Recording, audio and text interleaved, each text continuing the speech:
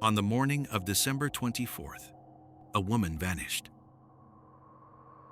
No struggle, no witnesses, no sign of forced entry. Her home looked exactly the way she left it. The TV was still on, her belongings untouched, even the door unlocked. But something about this case didn't feel right, because this wasn't just anyone. She was 8 months pregnant. A few hours earlier, everything was normal. She had plans. She had a future. She was preparing to welcome her child in just a few weeks. And then she was gone. No one saw her leave. No one heard anything unusual. So the question became, how does someone disappear in the middle of the day without a trace? But that wasn't the only question, because just hours after she disappeared, someone made a phone call. Welcome to Crime in the Shadows, a place where nothing stays hidden forever. Her name was Laci, 27 years old, 8 months pregnant. To everyone who knew her, she was kind, warm, and excited to become a mother. She and her husband Scott lived what looked like a perfect life. A quiet home, a baby on the way, a future that seemed certain. But sometimes, the most dangerous secrets are hidden behind the most ordinary lives, unfortunately.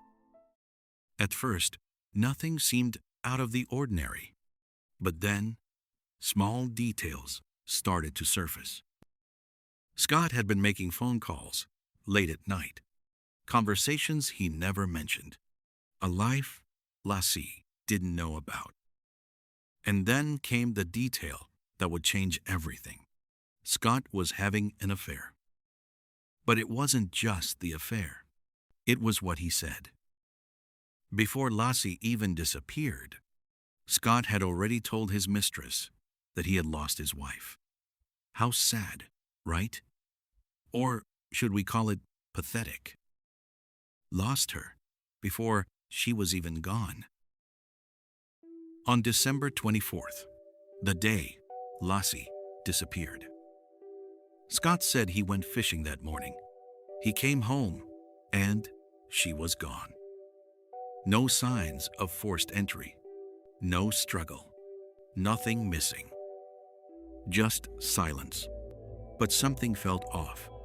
Why would a heavily pregnant woman leave the house alone without telling anyone?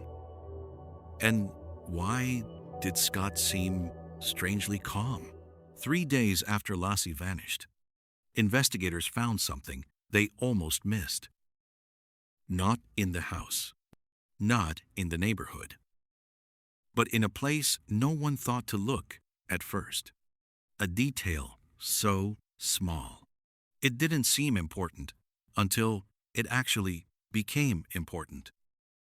Whoever must have perfected this crime must be someone close to home, an enemy within, because there were no visible signs of forced entry, no struggle. Investigators started with routine procedure, photographs, measurements, evidence collection. But something felt staged. The kind of scene that looks normal until you look closer. Then they noticed it. The dog returned with its leash still attached, but Laci nowhere to be found.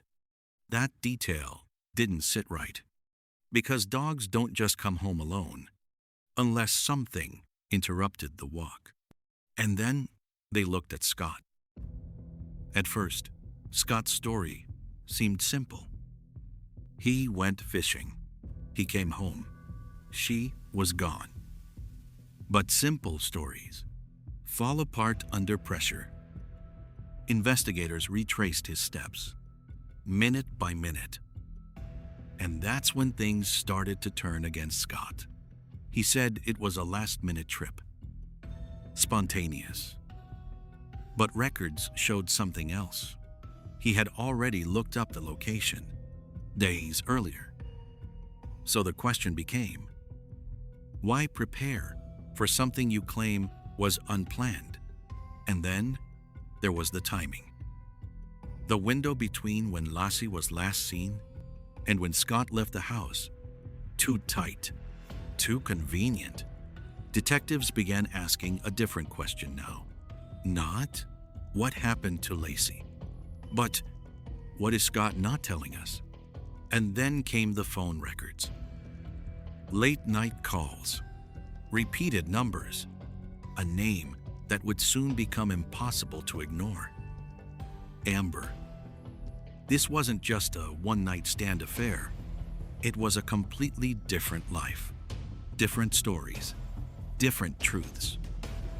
And in that second life, Scott was a man without a wife. Amber didn't know the truth, not at first. To her, Scott was charming, attentive, present. But everything about him was built on a lie. He told her he had lost his wife, that this would be his first holiday alone, a man grieving, looking for connection. But Laci was still alive when he said those words. That changes everything, because this wasn't just deception anymore. It was premeditation. Investigators listened to their conversations, and something stood out. Scott didn't sound worried. He didn't sound stressed. He sounded normal, too normal. And that's what made it disturbing. Because when someone's life is falling apart, you expect cracks, emotion, fear. But Scott, he stayed calm, controlled, like nothing had changed. That level of detachment isn't accidental. It's practiced. And for investigators, that was the moment everything became clearer. Months later, remains were found near the same body of water where Scott claimed he had been fishing. This wasn't a crime of passion. It was calculated. Experts later pointed to behavioral patterns: detachment, manipulation, control. 1. Scott maintained a calm exterior, even when the world was watching. This kind of emotional distance is often seen in individuals who separate themselves from reality to avoid guilt. Then came the moment that sealed everything. Scott was arrested. But what shocked investigators wasn't just the arrest.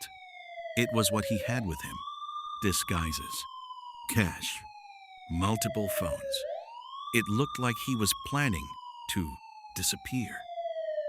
The man who claimed innocence was preparing to run. Scott was convicted. The case seemed closed.